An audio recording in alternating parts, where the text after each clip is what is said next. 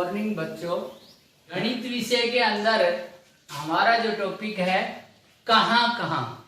तो पहला जो टॉपिक है कहां कहां, इसके अंदर छोटे बच्चों को हमें ये सिखाना है कि कौन सी चीज ऊपर नीचे, छोटी बड़ी, लंबी या छोटी बोल सकते हैं, ऊपर नीचे, पास दूर, इन बातों के बारे में हमें जानकारी देनी है।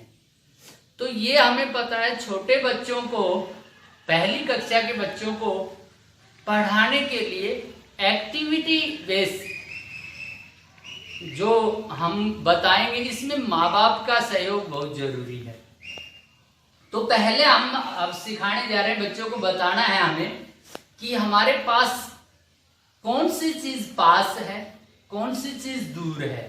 इसके लिए हम एक एक्टिविटी करके दिखा सकते हैं बच्चों को। इसके लिए मैं बता रहा हूं कि आपको क्या करना है। हमें क्या करना है, घर के अंदर बच्चों को गोल दायरे में खड़ा कर देना है। जैसे एक बच्चा यहाँ खड़ा हो जाएगा, दूसरा बच्चा यहाँ खड़ा हो जाएगा, तीसरा बच्चा यहाँ खड़ा हो जाएगा। खड़े होने के बाद ये जो हर बच्चे के आसपास हमने जैसे ये रख दिया,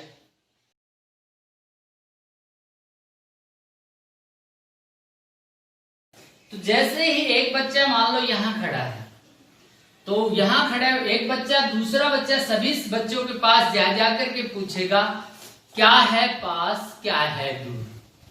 तो जिस बच्चे को वो इशारा करके कहेगा कि क्या है पास, क्या है दूर, वही बच्चा बताएगा कि मेरे पास, जैसे मैं यहाँ खड़ा हूं तो मैं क्या बोलूंगा कि पुस्तक है पास, जग है दूर।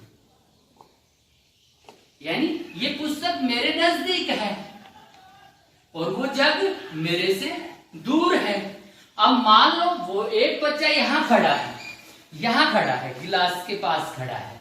अब वो बच्चा आकर के ये पूछेगा कि क्या है पास, क्या है दूर। तो यहाँ वाला बच्चा कहेगा कि गिलास है पास, पुस्तक है दूर। यानी हमें उस बच्चे को यही बात समझाना है, पास और दूर के बारे में बताना है, क्या चीज पास है। अब जैसे मैं यहां खड़ा हूं, अब मेरे पास क्या है, ये चेयर है, कुर्सी है, और मेरे से दूर क्या है, वो टेबल है। तो ये तो था पास और दूर के बारे में। अब दूसरे है ऊपर और नीचे। अब ऊपर और नीचे के लिए बच्चों को ध्यान देना है कि जिस तरह ये बुक है मैंने यहां रख दी, तो ये बुक कहां है, टेबल के ऊपर। ये बुक कहां है, टेबल के ऊपर। और अब अगर मैंने इसको यहां रख दी, तो अब ये बुक कहां है, टेबल के नीचे। इसी तरह जैसे हमने ये जग यहां रख दिया, अब जग कहां है, टेबल के ऊपर। और क्या क्या चीज है टेबल के ऊपर, जग है, ग्लास है, कॉपी है, बुक है, पेन है। अब कोई आपसे ये पूछेगा कि नीचे, टेबल के नीचे क्या है, टेबल के नीचे बुक है, जग है।